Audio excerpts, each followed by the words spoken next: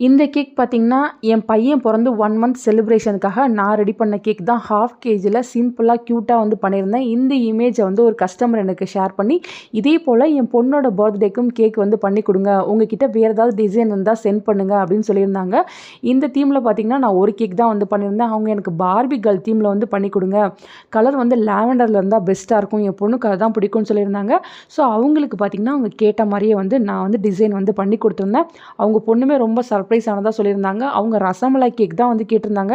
First வந்து 1/2 கேஜில பண்ணி குடுங்கன்னு சொல்லியிருந்தாங்க. அதுக்கப்புறம் 3/4 கிலோ கேக்ல வந்து எனக்கு ரசமலாயில எனக்கு இது போல தீம்ல வந்து பண்ணி குடுங்கன்னு சொல்லியிருந்தாங்க. நானுமே வந்து அவங்க கேட்ட மாரியே வந்து இமேஜ்லாம் செட் பண்ணி குடுத்துட்டேன். அவங்க யூனிகார்ன் கொஞ்சம் அதே போல பார்பிகள் அங்கங்க இருக்கிற மாரி இருந்தா போதும் அப்படின்னு சொல்லியிருந்தாங்க. ஸோ சேம் டிசைன்லேயே அவங்க கேட்ட மாரி இந்த கேக்க வந்து பண்ணி குடுத்துருந்தேன்.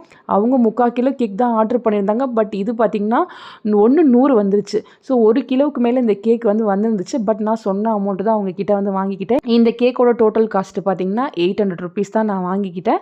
நீங்க ட்ரிச்சிக்குள்ள இருக்கீங்க, உங்களுக்கு இது போல கஸ்டமைஸ்டு கேக் வேணும்னா தாராளமா நீங்க எங்கள கான்டாக்ட் பண்ணலாம். Thank you.